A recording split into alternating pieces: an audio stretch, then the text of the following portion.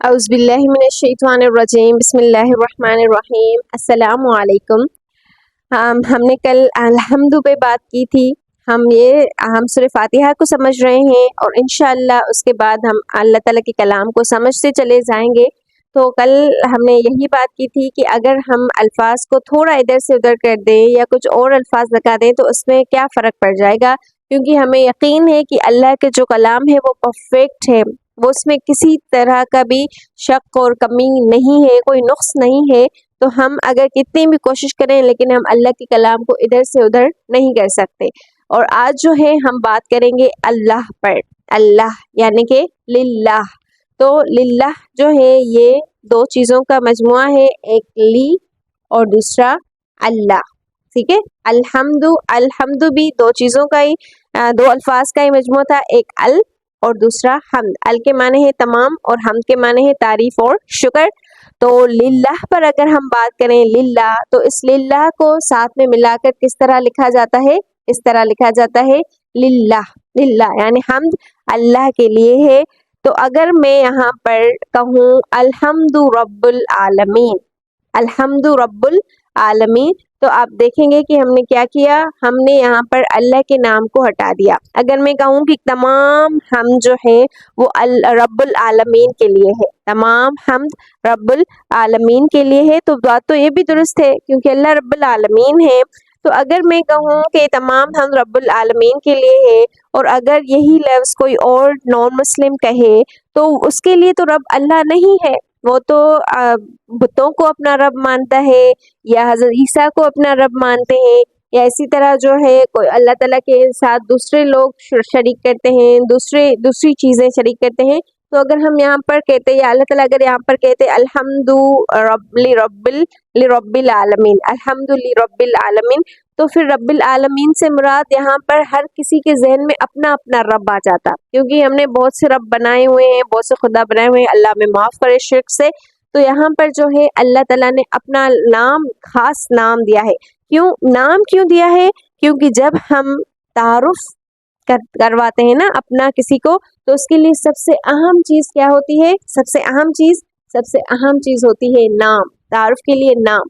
تو اللہ تعالیٰ نے یہاں پر اپنا نام دیا ہے۔ لیکن اگر ہم کہیں یہاں پر اللہ کے دوسرے بھی بہت سے نام ہیں، آپ کو پتا ہے 99 نام اللہ تعالیٰ نے ہمیں بتائے ہیں، اور بھی بہت سے اللہ تعالیٰ کے نام ہوں گے، لیکن ہمیں اللہ تعالیٰ نے اپنے 99 نام بتائے ہیں۔ تو ان ناموں میں اگر میں یہاں پر کوئی اور نام لکھ دوں، مثلا آپ کو پتا ہے اللہ تعالیٰ کا نام رحمان بھی ہے، اللہ تعالیٰ کا نام العلی بھی ہے، العزیز بھی ہے، العظیم بھی ہے، اس طرح غفور بھی ہے، الشہید بھی ہے۔ تو اگر میں یہاں پر کوئی بھی نام رکھ دوں، کوئی بھی نام، تو اس سے کیا فرق پڑ جائے گا؟ تو اس سے یہ فرق پڑے گا، سمجھیے گا بات کو، کہ اگر میں یہاں پر اللہ کے کوئی بھی ایک نام رکھ دوں اللہ کو چھوڑ کر، تو پھر میں اللہ تعالیٰ کے اس نام کی تعریف کر رہی ہوں۔ جیسے مثلا اگر کوئی بہت اچھا کھانا پکاتا ہے، بہت اچھا کھانا، تو میں کیا کہوں گی کہ یہ بہت اچھا کھانا پکاتا ہے، تو میں اس کے کھانے پکانے کی تعریف کر رہی ہوں۔ تو ضروری ہے کہ وہ جو ہے بہت اچھا پڑھ بھی لے یا بہت اچھا لکھ بھی لے یا بہت اچھا گا بھی لے، یہ ضروری نہیں ہے، کیونکہ میں اس کی ایک چیز کی تعریف کر رہی ہوں۔ تو اسی طرح اگر میں یہاں پر کہوں کہ الحمد للرحمن یا الحمد لغفار، تو میں اللہ کے غفار ہونے کی تعریف کر رہی ہوں یا اللہ کے رحمان ہونے کی تعریف کر رہی ہوں۔ اگر میں یہاں پر اللہ کہوں تو اس اللہ میں وہ 99 جو تمام نام ہیں وہ سارے آ جاتے ہیں، یعنی اللہ کا جو سب سے خصوصی نام ہے، ایک اہم نام، وہ اللہ ہے۔ باقی جو تمام نام ہیں وہ اللہ تعالیٰ کی صفات ہیں۔ اللہ تعالیٰ پھر جو ہے عذاب بھی دینے والا ہے، اللہ تعالیٰ رحم بھی کرنے والا ہے، اس سے اللہ معاف بھی کرنے والا ہے، اللہ محبت بھی کرنے والا ہے، اللہ شفیق بھی ہے، اللہ رعوف بھی ہے۔ لیکن اگر میں اللہ کہوں تو اس اللہ کے اندر وہ تمام نام ہیں، اس لیے اللہ تعالیٰ نے یہاں پر الحمد کے بعد للہ کہا، للہ۔ اور اسی طرح جو ہے اگر اللہ تعالیٰ کے ہم کوئی اور نام رکھتے، یہاں پر اللہ تعالیٰ کوئی اور نام ہمیں سکھاتے، تو جیسے اگر ہم اللہ کو غفار کہہ رہے ہیں یا اللہ کو رعوف کہہ رہے ہیں، اللہ کو شفیق کہہ رہے ہیں، تو جو دوسرے لوگ ہیں جو اللہ کو اپنا رب نہیں مانتے بلکہ ان کے یہاں اور رب ہیں، تو ان کے رب بھی تو ان کے حساب سے اس طرح کے ہوں گے. اس لیے یہاں پر اللہ تعالیٰ نے اپنا خاص نام دیا ہے اللہ، جو خاص اللہ کے لیے ہے. اللہ تعالیٰ کے علاوہ اس کی مونس نہیں بنتی، اس کا یہ واحد ہے، اس کے جمع نہیں بنتا، اس کا مثنیٰ نہیں بنتا. یعنی یہ ایک واحد لفظ ہے جو واحد ہے. سمجھ رہے ہیں بات کو؟ قل هو اللہ احد، قل هو اللہ احد، اللہ احد ہے، اور احد کے بعد سیکنڈ نہیں ہوتا، احد واحد ہی ہوتا ہے. یعنی کہ واحد اور احد میں کیا ہے کہ واحد کے بعد دوسرا آ جاتا ہے، لیکن احد کے بعد دوسرا نہیں آتا. تو یہ اللہ کا ایسا نام ہے جس کے نام مونس بنتا ہے، نہ جس کو نہ ہی جو ہے جس کا جمع بنتا ہے. یعنی اللہ اکیلے ہیں، اللہ کا خاص نام ہے. اس لیے اللہ تعالیٰ نے یہاں پر کوئی اور نام نہیں دیا. اس لیے اللہ تعالیٰ نے یہاں پر جو ہے اللہ کو ہٹا کر الحمد لرب العالمین نہیں کہا. ایک مثال سے سمجھے، دیکھیں